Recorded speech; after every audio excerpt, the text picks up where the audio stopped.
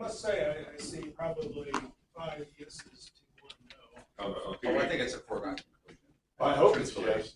But the paper today, there was 0 yes ads, and there was 2 full-page ads, and there was a Democrat saying the senatorial candidate got a full-page ad with his picture, and he said, the first thing we'll do is get rid of the AR-15. I'm like, this guy thinks he's going to get elected in Kansas. No, really. What's wrong with him? Oh, I just said we won't necessarily do a song because there's, I guess we're all basso profundos. The other one's probably coming in. A lot of testosterone in this room today. A lot of testosterone. That's right. So I'll go ahead and start it out. Oh, wait. I should go back to this. Boys choir. Yeah. Not that high. Yeah. Attaboy choir. Okay. So sorry I couldn't be here last week, but I had fun in Boston, and it's fun flying up to Boston. But we are at an exciting part because I put the note at the top. This is Jesus clearing the temple.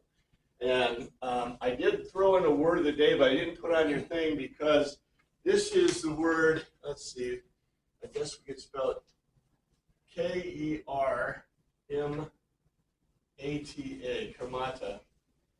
Kermata means coins, and coin. And I've got some pictures, but I brought some coins to share with you that are from this period. And they're not expensive, so there's no gold or silver in here. They're like, you can get them for like $20 on or less. I took an inventory, Paul. That's what you're saying. You get a kit. Doesn't count. Doesn't count.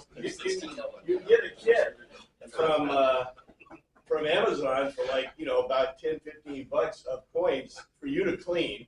I tried to clean. I actually cleaned a couple of them, but they're, talking about work, and if you clean them, they lose value if you didn't know anything about coins. But I'll show them, and when we get to the coin part, I'll show you those.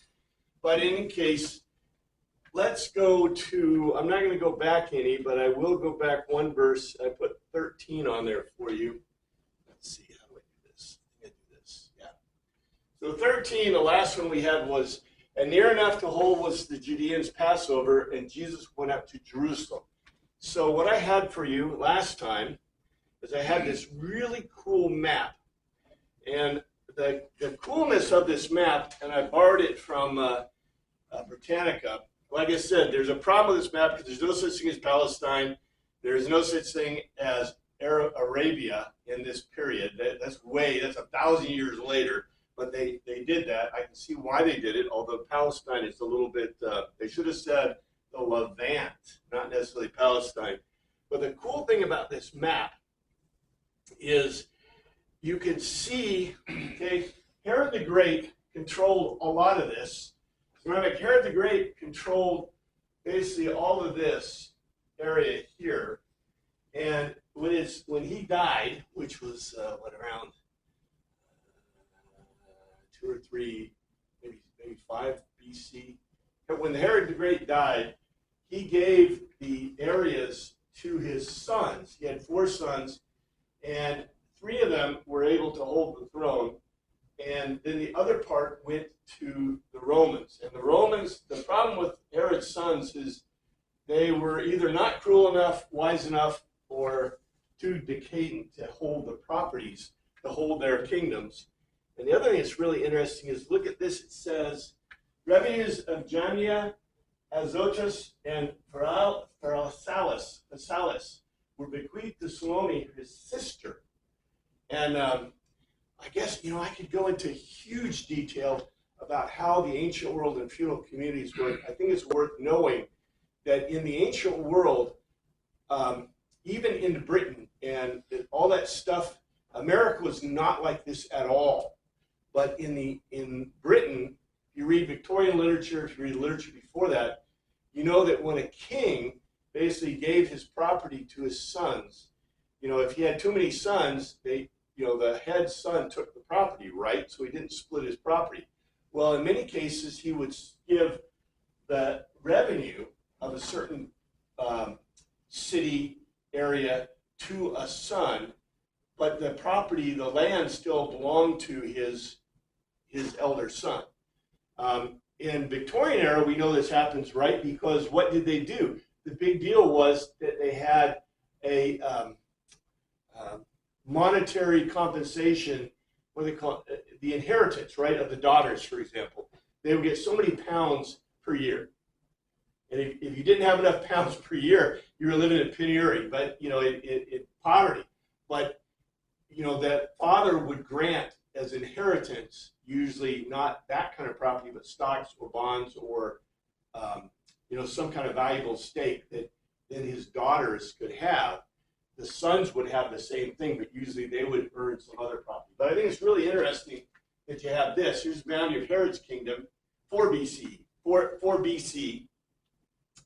But during the whole time of Christ, the Romans were slowly taking over all the parts, and so the only thing that belonged, this area was held by Pilate and by a few others, the next 4 other guys before him, because the I can't remember who was in control of this. It's in the top of the thing.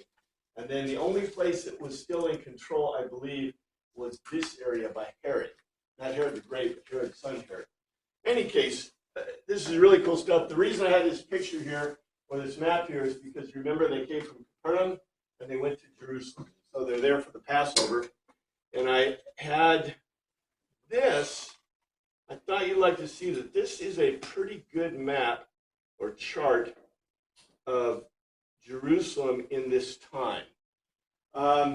It's really close to, in my book, when I did my research for Centurion, this is pretty close to my research, cumulative research. So I think this is very close, and it fits a lot of stuff. So, for example, the main quarter, this is basically the main quarter of the city where the major marketplaces and the middle class regular people live. Yes, sir. What's the population that we're talking about? According to the last information we have, they did a census. There was 20,000 people in Jerusalem, approximately at the time of the Roman in about the Paulian period. So about 20,000 total. Most cities, you know, we imagine that cities in the ancient world were teeming with thousands and thousands of people, but we know historically that cities can't hold many more than around 20,000 is about the peak. The problem is the death rate begins. This is okay. There are numerous studies. I don't have them listed here, but you go look at it, you'll find numerous studies. People die at much higher rates and much younger lives in cities in the ancient world and even into the Victorian period than they did in the countryside. Right, you see that even with the China virus. They died more in the cities. Even not counting that, in the Victorian era and up to the 20th century, 19th century, most people died of tuberculosis. Why? You know why they died of tuberculosis? Coal. They're burning coal for heat, and so the skies were full of coal and the streets were full of horse poop, because the horses, they said that there was acres of horse poop in New York City because they had to clean off the streets. So before the automobile, the main pollutant was horse poop, and before we had like good heating sources, the main pollutant was coal and wood fires. And so coal and wood fires caused tuberculosis. More people died of tuberculosis than anything in the Victorian period because of that. So, you know, it's pretty interesting. But in the ancient world, the thing that killed them most was, as you noted, you know, disease and virus. Because you get typhus, well, there's even a great book, Life and Time of Typhus, I think, about a well in England, in London, where one of the great researchers of typhus found that, you know, there was basically open sewage going into that fountain, and a huge portion of the population, that's when they discovered that typhus was carried, you know, a vector was human waste, because, you know, this whole neighborhood, they were dying like flies. but cities tend to lead to death. Now, why do people want to congregate in cities? Protected by a wall. Yeah, because, and you see this in Britain. One of the really interesting things is in the Iron Age period, you see them going from open towns to protected areas and protected towns, because apparently in the Iron Age, you know, the iron weaponry became so effective, and the methods they were using for attacking and pillaging became much more effective. And so pillaged community in this kind of nation, and guess what? The walls are what protect people. So they'd rather die of dysentery and disease than they would of having their throats cut and having all their stuff stolen. Until gunpowder, that kind of did away with walls. Well, and then, the great equalizer, right? The Colt 45. In any case, the Heritage Forest, all this is really neat stuff, and we'll refer to this. But what I want to point out is some things that are normally not on the maps. We know that the Pharisees had a market, their own marketplace. We'll talk a little bit about that because it has to do with coinage. We know the major one was here. And in my book, I talk about, and I say it's in the lower city, or this city. This is where all the poor folks were, really poor folks. Super impoverished area. And what's interesting, too, is you have the Essene quarter. And in the Essene quarter, and this is true, they did identify the high priest Caiaphas in the upper room in the Essene quarter. That doesn't mean the high priests and Sadducees were Essenes, necessarily. But it does indicate that maybe, Housing prices were lower. well, it may have been that Jesus was hobnobbing with Essenes, right? Because especially the upper room. And this was in the accounts we have, in the historical accounts. What did they do? The disciples went in and just kind of went in, right? They took the colt, they took the stuff, and the guy goes, well, what's this for? Well, for our master. And they're like, oh, yeah, sure, go, right? So if they were all of kind of a like mind, then things would have been really positive. I wouldn't go to the Pharisee quarter and kind of try to act that way. But anyway. Just out of curiosity, can you go up? It says to crucifixion and burial. I'm just curious where the other.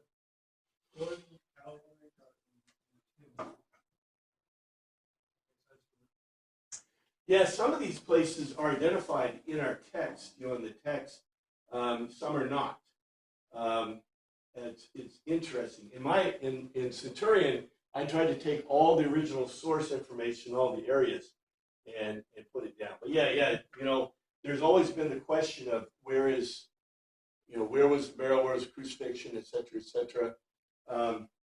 It's hard to tell because time. We'll see that. We'll see the evidence of the problem of time in just a second. Anyway, Herod's palace, the Praetorium, Herod's fortress, Herod Antipas's palace. Although I put it, Herod's palace is about the same place. There's a lot of water here, and the Praetorium, we believe, was over here by the Tower of Antonia, which was overlooking the temple area. In any case, it is a walled city. That's important. Oh, the interesting stuff down here. Here's the Hinnom Valley, Gehenna. This is where all the trash went. This is where they threw the trash. The gates that are really famous is the Pool of Siloam. The Water Gate. There's also, they call it another name too. This is the gate to Gehenna. And then, there are other things, Mount of Olives, all that. This is just good stuff. I think that's really interesting.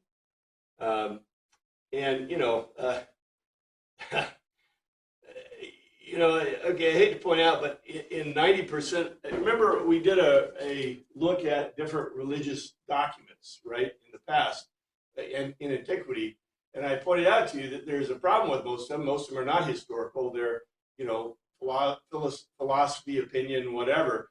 But the other problem with a lot of them is there's no history. There's no historical data. You can't go and look at a map or a chart or a building or whatever and go, yeah, Buddha was here. Because, the places may or may not exist ever, right? And definitely the Book of Mormon, I told you, nothing in the Book of Mormon conforms. There's nothing that can be found in the Book of Mormon that can be pointed out on a map. Never, ever. It's really funny because, you won't find a map. You can't find a map of the Book of Mormon because there are none that equate to any place that has ever been found in the Old or New World. Including golden tablets. Well, including the golden tablets and the bronze tablets, which are Or the problematic. special glasses. And the special glasses and the special hat.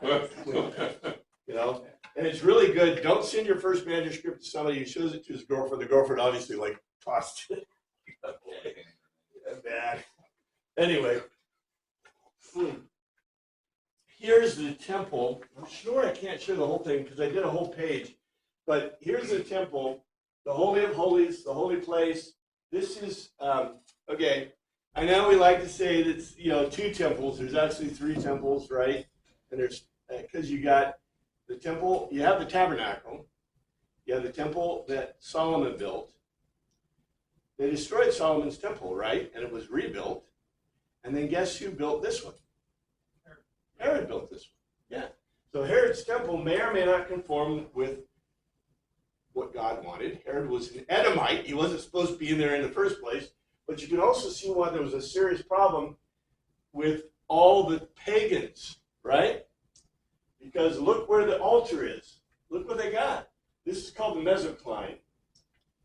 The mezzocline is the wall that is supposed to represent the tabernacle, the outside porch of the tabernacle.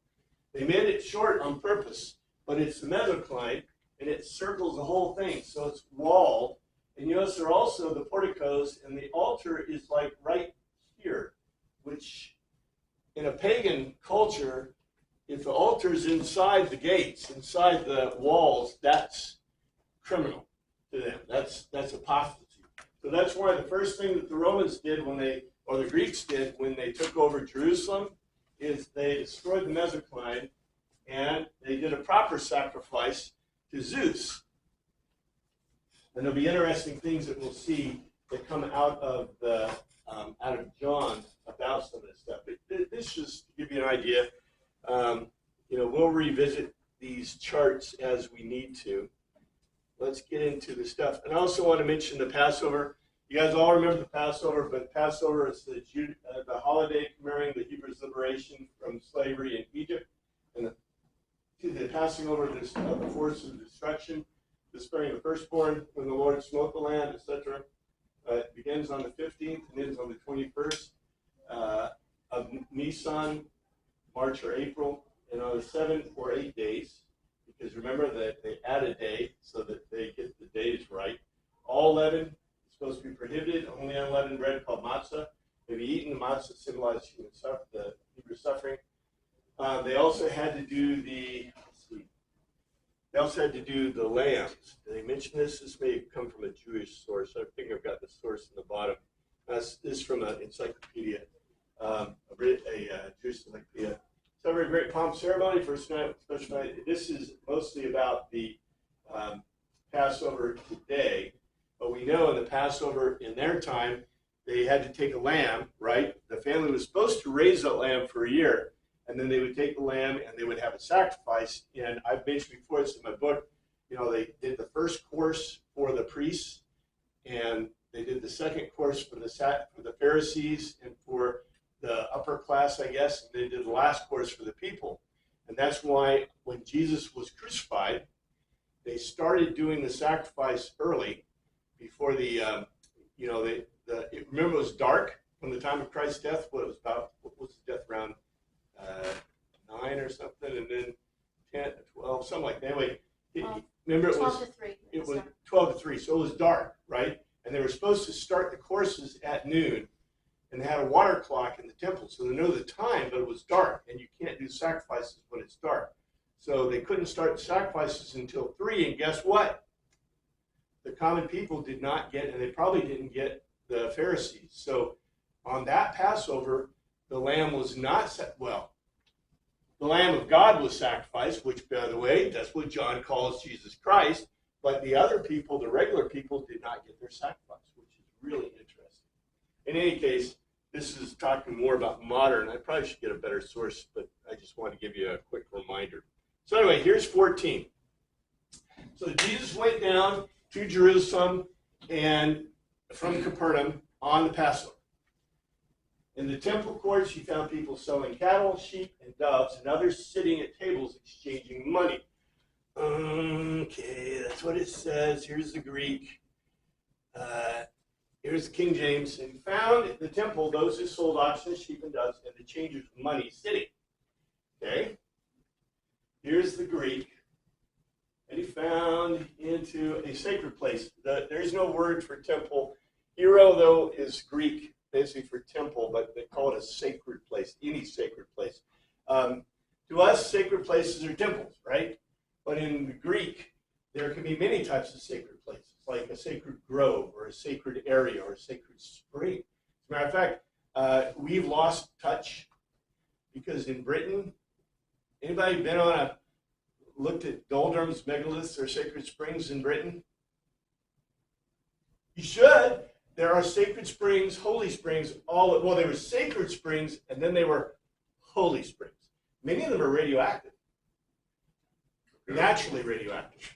Yeah, it's really cool because the reason they believe they're sacred and holy springs is because some of them actually are radioactive enough that there's phosphorescence in daylight from some of the vegetation. So pretty interesting. Apparently won't hurt you, but don't drink the water. But anyway, there are, people have holy springs and sacred springs. We don't do that, right? We don't have a baptismal font. Dip your finger in here. We have one at the front. I'm wondering if I should go up to the front and dip. Several people do. I think it's a good plan. But, Martin Luther would. So maybe we should do what Martin Luther did. Anyway, those polo untas, exchanging, selling or barter, auction, and probate, something that walks for sheep, and peristeris, doves or pigeons, and the karamatistas. Remember, karamata is coins. Handlers of coins. Karamatistas is handlers of coins. Kathminoas, they're sitting down. They're sitting down where? On the floor, because on cushions probably. And he found within the sacred place, the temple, those exchanging oxen, sheep, and pigeons, and the handlers of coins seated there. Now, this is not exactly what the NIV tells us. This is not exactly what's happening. So you may know this. If you don't, then this may be some good information for you. We presume they were selling the animals, but that's not exactly what was happening. Because the way this worked is that okay, people brought Roman and Greek coinage that was legal in the marketplaces and exchanged it for coinage that could be used in the temple.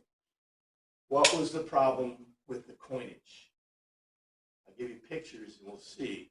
But do you know what? Probably were icons or whatever, and they didn't. Hebrews didn't like that. Taken in. Yeah, Every Greek and Roman coin had what on it?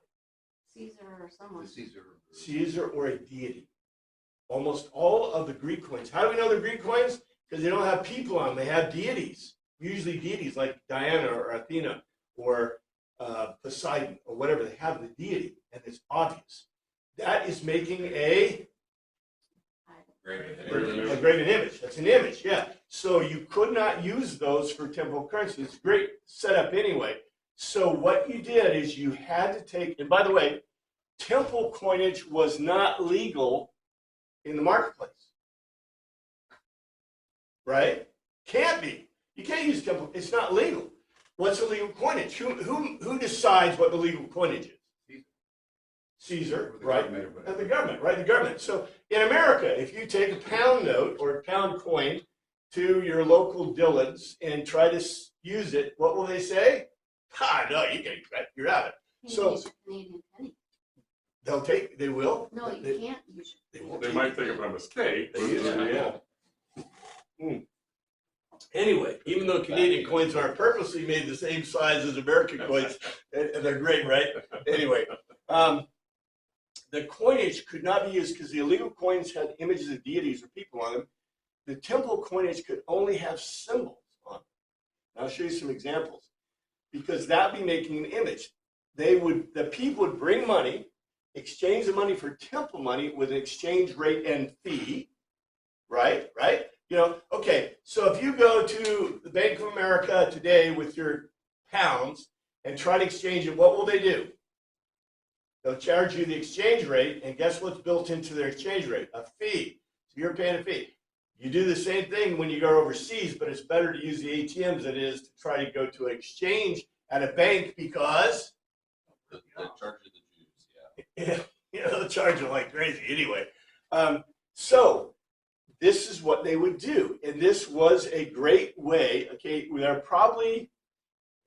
know how well organized they were, but I suspect that the temple charged them a rate to be there, and then they're charging rates and fees and exchange rates, right? And there's probably an official temple exchange. I can't imagine them putting it up, right? Not in this era. They're probably right. Listen, right? 1 denarius for a temple shekel, right, or whatever they did. Anyway, yeah. So then, once you exchange your money, you could buy sacrifices for the temple with the money. That's the way it worked. The animals were pre-approved, right? So you could not buy animals legally for the sacrifice from the markets with temple coinage. You see what the problem is here, right? So let's say I brought my own lamb. And the priest says, well, what did you buy that with? And you go, well, it was my own sheep that did it. You're probably okay. Then he'll go, oh, but there's a mark, right? So we got a deal for you. But the problem was that if you bought it from the marketplace, what did you pay for it with? With gravenage money. So that was for bulky, right? So you could bring your own sacrifice. In fact, Passover instructions require the lamb to be brought up and prepared by the family. But in this time it was rare. The approved animals were approved. So the proper lambs were raised and brought to Bethlehem for the Passover. That's the only time there were lambs and sheep in Bethlehem. We know that from ancient documents. We know that was true, that the only time you find lambs or sheep in Bethlehem was during the Passover. Who looked after him? The Levites did. They had Levite shepherds. That's how we know Jesus Christ was not born in the Christmas season, but rather at Passover. I mean, that's like obvious. It was changed because it fits a great, look, like the great seasons of the church, right, are awesome because they help us worship. But it was something we fixed because we wanted it to be the festivals of the church so we could celebrate Christ. And that's not bad. It's just the way it is. And plus, we took over all those pagan. Christmas is the birth of Mithras, for goodness sakes. And Easter is the Hestia's festival. Talk about great acclamation of another culture's things, and then make it the whole world, right? I mean, this is like great. How come we haven't done it with Halloween or other 4th of July? Maybe we kind of are. We're sneaking that in, which is a really good thing in my opinion. But anyway, the lambs are sold at the temple for temple coinage. They could not be legally bought in the marketplace. Could not. Kind of different way of seeing the world, huh? It might have been possible for the temple coinage to be used in the Pharisees' market in Jerusalem. This was a market that excluded the regular folks. The animals sold in this market would not be approved for the sacrifice. Why? The Pharisees and Sadducees? Were they best of buddies? Not exactly, right. And so the Pharisees did have a market, but they excluded the regular people. They may have used temple funds in that market, but I would bet that they did use regular funds. Why? What's the problem with trying to use temple money in a public market? There's 2 problems here. Well, the Romans, for one. The Romans, for one, because the Romans would say, wait, they say, how can you pay your taxes with temple funds? And if you're doing I don't know we don't have any idea how they fully did taxation in this era. We know they went to your house and said, we don't know how they did taxation. Did they go just levy people? When you walk by a street, they said, you owe a denarius or we'll beat you, right? We don't know. Were they in the marketplace and said, well, I saw that transaction was more than so many denarii, you have to pay a 10% tax? No, we have no idea. You know, we know that, what's his name? Matthew, the tax collector was sitting in his booth, right? What does that mean? You know, what was he exactly doing? We have no idea. But we know that that would be upsetting to the Romans and Greeks, but it would also be upsetting to the Sadducees, the guys that control the temple. Because if people have money outside the temple, what does that mean? Okay, you guys, I lived it, right? We were there. In Germany, the East German mark and the West German mark were supposed to be the exact same value. The East German mark was actually worth 7 times less than the West German mark.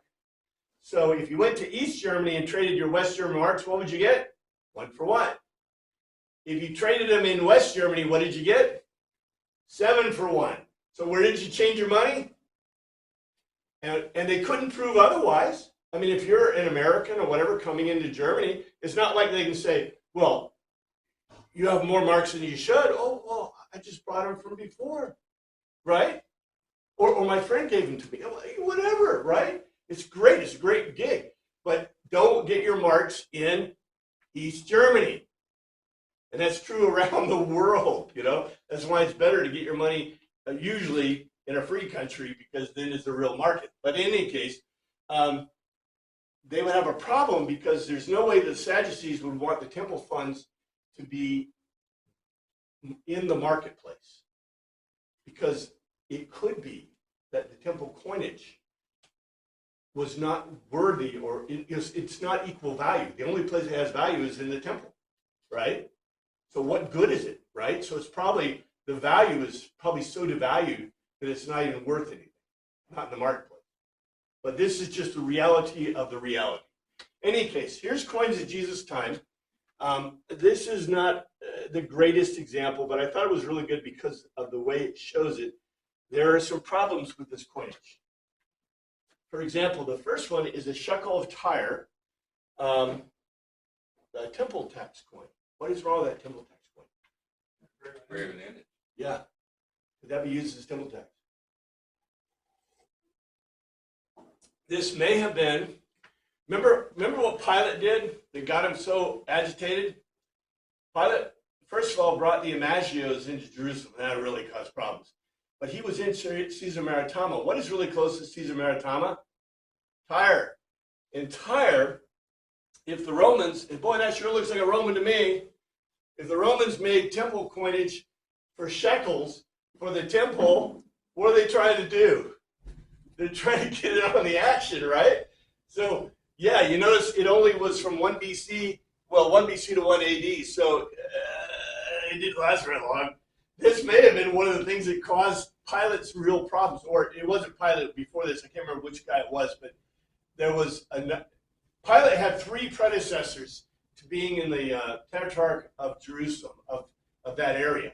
And all 3 of the other guys, we don't know historically how bad they were, but apparently they were really bad. Because the guy that lasted the longest was Pilate. The other ones kind of were like there and then gone. Pilate lasted pretty well, but he was gone not really quickly, but other guys, Felix, I think, took over in that area. But anyway, it's really an interesting thing going on. We don't get that other history. I probably should go into more depth, but anyway, here is a shekel Jewish revolt coin, 68 BC. Look at it. What do you know? There's no graven image, right? It's a thing. Here's a pomegranate or a palm. The widow's mite, which may or may not be right, they say a denarius, but that's not correct. A mite was not a denarius.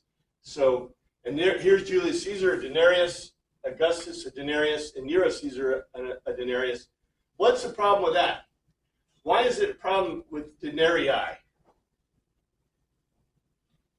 They didn't use denarii generally. They used, there was SS and what's the other one? Anyway, you could have denarii, but denarii is Greek. A denarius is Greek. And usually denarius were Greek coins. So I think this is interesting because these are coins of Jesus' time. And it's not that the people are wrong. It's just there was a lot of issues based in coinage and other things. So I got a couple of notes here that I want to mention about, especially about the mite. Here's this problem. Stimple tax would not have been legally paid with a coin that carried an image. The mite was likely bronze or iron. Couldn't be a denarius. Denarius are always silver. Denarius, the mite, and the proper shekel both have symbols and not images of animal. So, okay, these are little details, but these are really important details about antiquity. And it's all based in just economic stuff. Yes, sir. I'm sorry, I'm chasing a rabbit. Go ahead. But in Zimbabwe, it was illegal for the people to own U.S. dollars, but there were certain government fees that could only be paid in U.S. dollars. So you have that conflict there.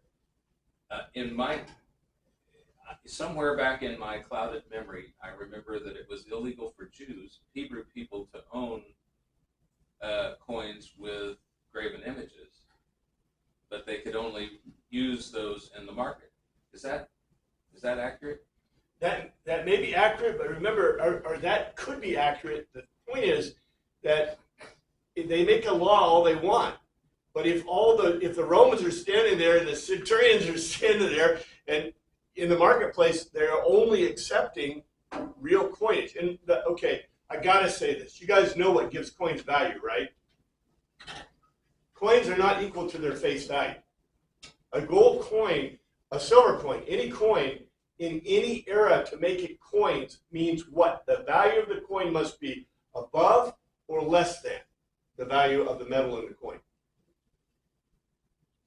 The value above must be above. Must be above. Must be. That's the point of coinage. The coinage has an intrinsic value. Well, no, it doesn't. Gold and silver do not have intrinsic value. Only if you're making gold circuit boards or silver circuits, okay, or copper circuits or wires.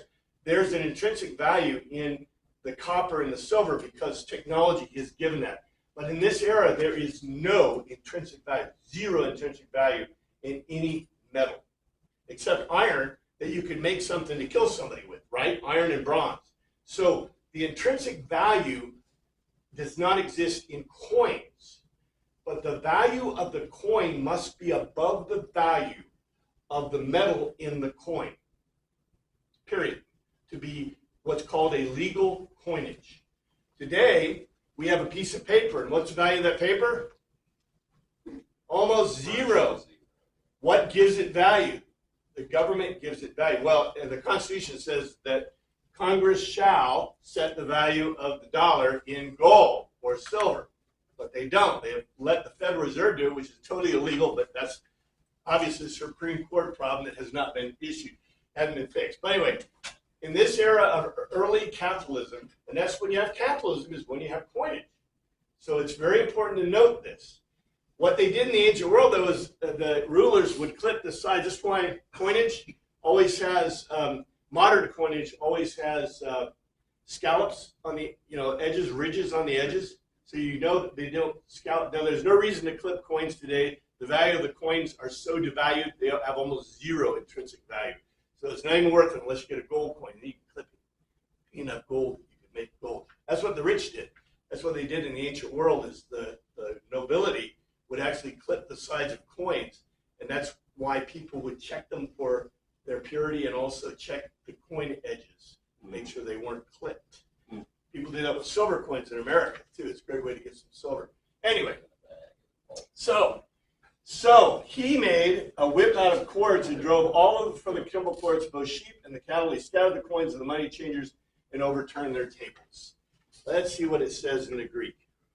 It's pretty close, but maybe it depends on what you think is close enough. Here's the King James in the literal. And he had made a scourge of small cords. He drove them all out of the temple. The sheep and the ox should have poured out the money changers' money to change his money over through the tables. And having made or done a scourge from out of among cords or ropes, Pantas, the whole he threw out. He ejected, literally, he exballen. He threw them, literally threw them out, ejected them from out or among of the sacred place, both something that walks over the sheep and the oxen, the boas, and the coin dealers, the kolebiston, the coin dealers. A different word, isn't that interesting? Exichen, he poured forth the kamata, the small coins, and the trapazes, the tables or stools, he overturned. So having made a scourge out of ropes, he ejected the whole of them from out of the sacred place, both sheep and the oxen and the coin dealers. He poured forth the small coins, and he overturned the tables. I tried to find you a picture of a table. Do you know why there are no pictures of tables from this period? What's that? Were there tables? They're relatively rare, but they're made of wood. So from what we can see, there is no, in the Egyptian tombs, right? They put them in the tombs and they were pretty dry and they stayed pretty well. But the Egyptians stocked up their stuff to put into the tombs. Where the exact opposite of what the scripture we had today about Ecclesiastes, right? Of course, the government will take all your property anyway from you, so your children won't get it anyway. But in this culture, who got the property? The eldest son, the sons, the family. So, if there were tables, what would they do? They would use them. And so, they would be reused. And so apparently, they didn't put them in tombs, they didn't put them in stuff. Maybe someday someone will unearth some tables, but so far we do not have many tables. I showed you, remember the evidences of all the linen fabrics and the clothing that we have? I showed you every one. There's like less than 10 or, there's not 50 pieces of clothing from the ancient periods. We really don't, we kind of have an idea what their clothing or linen was like, but, that's linen, in that period, and that stuff just rots. So, we don't have any examples of the tables, but in any case, I think this is really interesting. This is the real Jesus.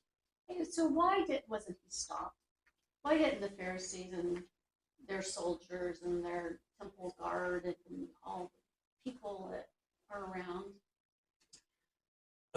surely they were there and witnessed him doing this? That's a great question. And I would guess that his authority maybe preceded him, like Galileo, and he was respected. Number two, they knew they were doing something that wasn't totally kosher. And he took a scourge. He took a knotted multi-rope whip used to break the skin and hurt people. He did not take a little bit of whip. He took a scourge. Matter of fact, a scourge, it doesn't say he put metal on the tips, but a scourge that the Romans did had metal tied into the ends of the ropes. Because the purpose of a scourge is to hurt, to harm, to punish. And so, Jesus applied corporal punishment to the people who are not really breaking the law at all. How were they not breaking the law? Well, you say the law doesn't have a specific thing that says you can't do this, right? Remember we studied the Torah. Was there a specific thing that says you can't buy and sell in the temple? Or you can't provide sacrifices that people have to do, or you can't exchange money? What does it say? What was the one law that was really a big deal that they said they had to do? Remember, it was about weights and measures. It said the weights and measures, you must always be fair, right? In your weights and measures, they have to be correct. So, this isn't the law. They were cheating people according to the Torah. They were, because they were charging fee. You're not supposed to charge a fee or an exchange rate fee, but they were. And they were cheating people probably through the sacrifice. But it didn't tell us that. That's, okay. If you were living in this period, what would you know? You know exactly what they're doing, right? Because you'd be affected by it. Whenever you wanted to do a sacrifice in the temple, you'd have to pay the rate. You'd have to go exchange your money, pay the fees, and you go, this is all I get for my denarius, right? Yes, sir, Jeff. Just a little sidetrack step. Says he made the scourge out of ropes. Which Yeah. kind of suggests maybe he either did it in advance knowing he was going to use it for this purpose, or he kind of did it, found a rope on the spot and improvised a scourge out of it or something.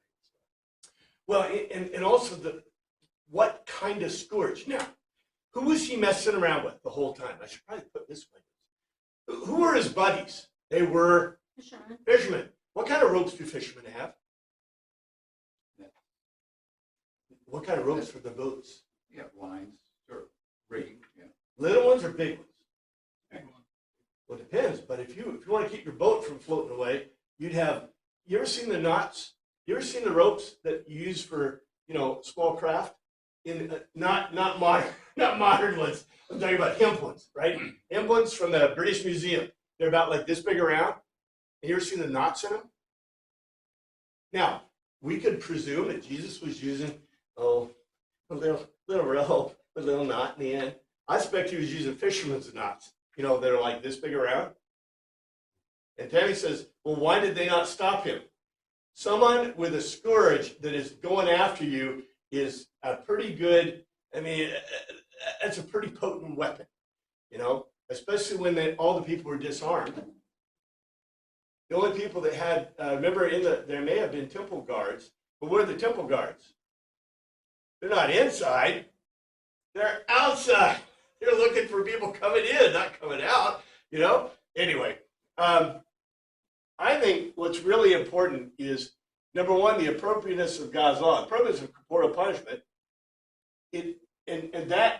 because it's not listed in the law verbatim doesn't mean it doesn't displease God, and that God's law keeps up with the times. In other words, okay, you know how our court system is, which I think is totally irrational. They say, oh, they've invented the internet, so therefore there's no freedom of speech on the internet. Wait a second. Freedom of speech is freedom of speech. If I'm on a street corner yelling obscenities, I have the equal freedom of speech as doing it on a social media, for example. So why would it matter what kind of media, or whether it's a telephone or a telegraph or yelling or a radio, right? What's the difference? Well, our courts seem to think, oh, if it's not talking, then it's obviously not freedom, or writing, right? But you're like, no. What does God say? God's law always keeps up with the time. Thou shalt not murder. What part do you not understand? Actually, it says, thou shalt not strike with the intention of harm. Notice what Jesus is doing, which is really interesting. He's striking with the intention of harm, and nobody took him to task about it. I think that's really interesting. Yes, sir. I think it's important to note that Jesus is God, and he can interpret his own law as he sees fit, and he projects the power of God. I don't disagree with that at all. I think that is a really good point, because that's probably the greatest argument you have, especially they say, but the Old Testament God is mean. Well, Jesus is being pretty mean right here, right? But the point is that God is God, and he determines what his law is, but I still think, too, remember what the rabbi said? If God comes down and tries to change the Torah, they laugh, because God would not change the Torah, right? So yes, I agree with you. However, we got to be cautious, because, the Christian worldview is a Christian worldview because it's a worldview, and I think it's a rational worldview. But what our opponents want is total rationality. So how do you argue this? And that's what I'm trying to do, is give you points. But I think what's very important to take away is, no, Jesus didn't sit there and go, get out of my temple, wah, wah, wah. He was beating them with literally a scourge, a rope-made thing to hurt them. And so, yes, corporeal punishment is a reasonable punishment, but we don't hurt people. The New Testament God is mean too, apparently. Apparently. Well, the New Testament God is God. And by the way, look, when I did something bad, I gotta say this. When I did something bad, my dad said, I'm gonna spank you. And he pulled off his belt and he gave me some licks. And I'm like, I deserved it. And I knew I deserved it. And it's like, it's not like I'm thanking him for it, but thank God that he did, right? So I gotta say, this is the beautiful thing.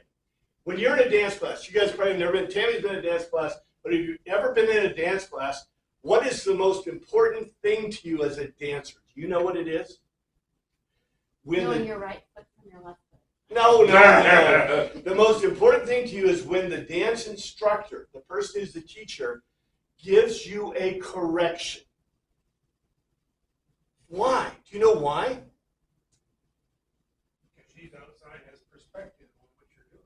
Well, it's because she's watching you. In other words, every other girl or person in that whole group might be making the same mistake. But you're doing okay, except for this one thing. And she's watching you. And the thing that you're driven for in dance is to get a correction. Because if you get a correction, it means she's watching and you're doing it about right. You just need a little bit of help. If they come up and they move your arm or they move your leg, they don't do that for those. Okay, I've been in enough dance recitals. There are a lot of girls, people, men as well, that you go, yeah. Lost cause. Yeah. And they won't correct them. Put him in the back row. Well, put them in the back row too, yeah, exactly. It's not like, okay, lead off, please, right? No, they're not leading off because they don't know what they're doing. Anyway, I think this is really important that if God is willing to give you a correction, please take it. It's like the dancer, right? If your father gives you a correction, please take it. That's why I never bought a new car or never bought a used car when he was alive. He always wanted me to buy new cars. I never wanted to buy new cars. But when he died, I'm like, Dad, I love you, but I'm going to buy used cars because I can't stand buying a new automobile. So anyway, we try to respect our elders as much as we can. But, sometimes, I'm just saying, when you're outside the authority, you do what you want. But in any case, to those who sell doves, he said, get out of here. Stop turning my father's house into a market. Which, by the way, is not in the Torah per se, but is a good judgment, right? We would think. And he said to those who sold doves, take these things hence, make not my father's house into a house of merchandise. That's exactly what it says. And to those, the pisteris, the doves or pigeons, supposed in exchanging, selling, or barter, he said, you raise or lift up these hence from this place, not or least you make or do a dwelling of the patris, or father, of me, a dwelling, a place of traffic. I put a market, it's not really true. Emporio does not mean a market. It literally means a place of traffic. And I got some comments on that. So let's see what it says literally. And to those exchanging the pigeons, he said, you lift these up from this place, lest you make the dwelling of my father a dwelling place of traffic. And I left a market because that's okay. But this was not a market. It was a place of traffic. It's a place where market forces and capitalism was not allowed. That's, I think, a very important point. Because the prices, fees, exchange was controlled by the Sadducees and not by a free market. Jesus really had this thing about free exchange. Remember all the parables? Right? The parables? What's the key characteristic of Jesus with money parables? If you don't go bury it in a hole and not use it, that guy got in trouble. But the guy that invested and got 10 times, 5 times, whatever, they all got rewarded. Yeah. I mean, maybe the thing, okay, I'll present this. You can take it or leave it. But maybe the thing that most irritated Jesus and God was the fact that it wasn't a free market, that it wasn't a market based in market, and how much the value of the animal was, or the value of the coinage, but rather it was a control marketplace where who was making all the money? The Sadducees, the priests, right? And by the way, they weren't using it for the temple. We know that, true, because the poor widow had to give her mite. Anyway, his disciples, remember it's written, zeal for your house will consume me. Now this is a really interesting,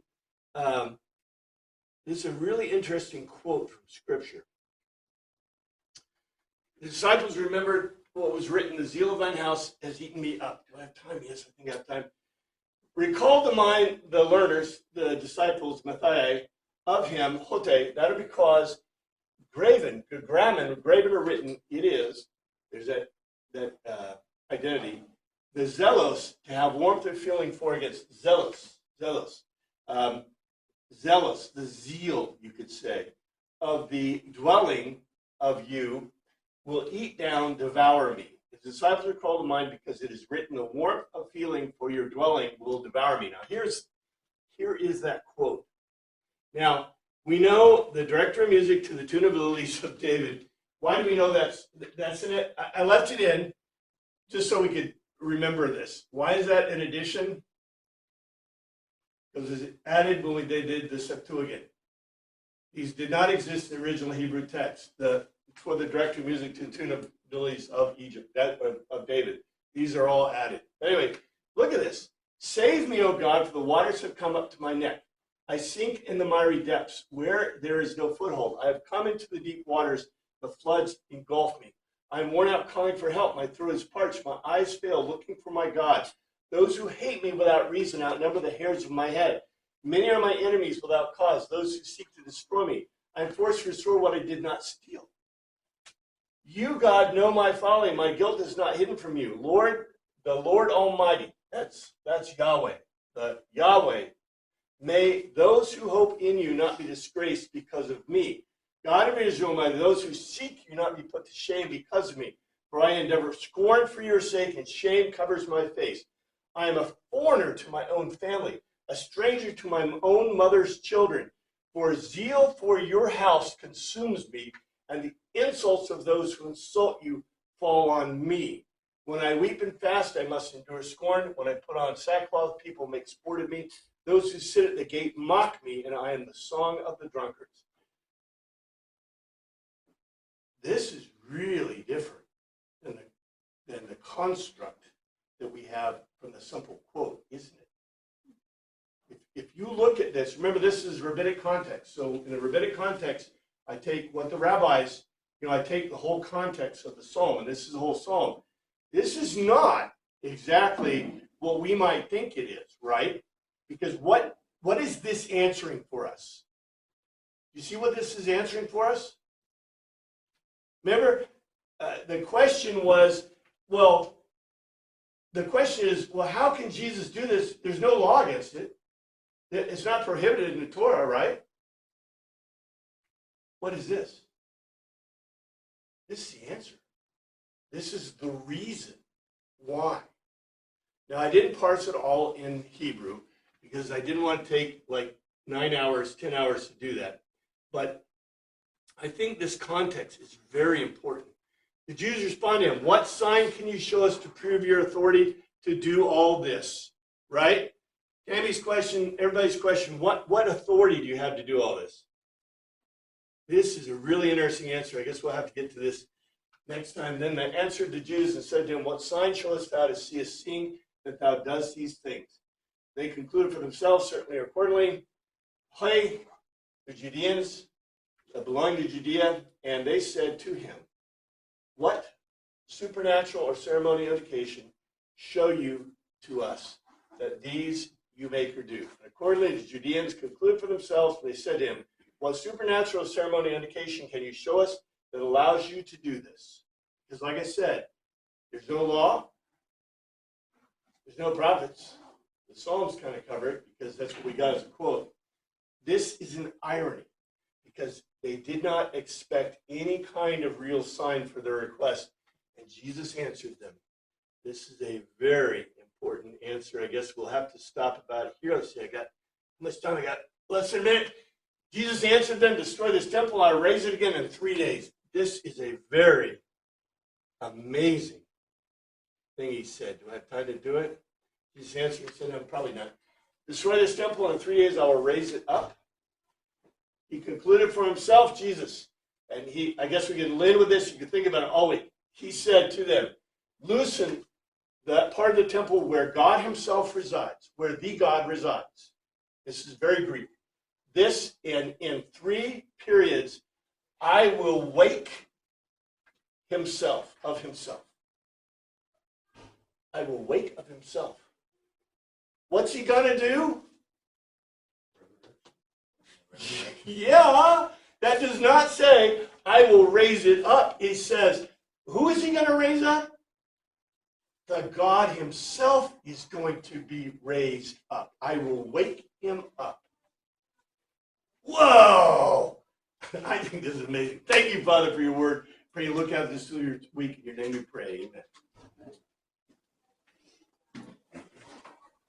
Metaphorically speaking, the temple he's referring to isn't a building, it's his body. Well, yeah, he's going to actually say that. But look at the context, right? You think they're mad now. Oh, man.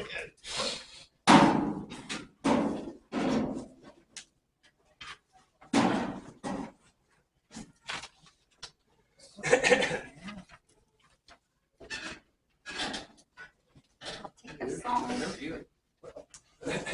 How are you? Good. there. Oh, I didn't feather on the coins. Oh, I know. It's like I was wondering where your Oh, coins man, were. forgot about it. If you want to see the coins, here's the coins. Bring them next week.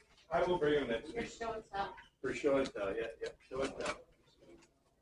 I've got one from, minted by Constantine. Uh-huh. And, of course, he's later, and of course, he's, a father of the church. Yeah. But on the back of it, it says Concordia, and it has the scales of justice. It may be the same one. Did you get it from Amazon? Got mine from Amazon. I got mine on eBay. Oh, did you? I should go to eBay. You probably get a better deal. I can't see the back. Yeah, you gotta take that. You can take that. Yeah, let me just get rid of this copy here. Yeah. Oh, that's a cool That is the back. way they do it. Yeah. Now, this is a leaf. It's different. A little bit different, yeah. Yeah, the whole coinage thing is real interesting, isn't it? I mean, even I'm reading something in the 15th, 16th century, and Uh-huh. it's and they talk about the mining and the value, and all these independent little countries and kings minting, and Providing a value, yeah. and what's the word? Minting. They have another term for See, these knocking them out. Some of these are pretty good, but they're all, I basically got a kit of just, coins. And these are all coins from around the 1st century. I mean, they're really old. Did you try to clean some of these? Yeah, these three I cleaned as well as I could. Some of them are pretty clean as they are. But, you have to, obviously when you clean them, the problem is they wear a lot of the, Yeah, I mean, they're so fragile anyway. Yeah. Cool, very cool. see, and who knows, probably copper, bronze, maybe a little zinc or something in that one. Probably bronze. But yeah, I should get some more. They're just fun. Fun things, right? Yeah, I mean, not that I need more stuff, but some stuff is just interesting. Well, it's small stuff. Yeah, yeah, you're right. Well, thank you again. Nice job. My pleasure.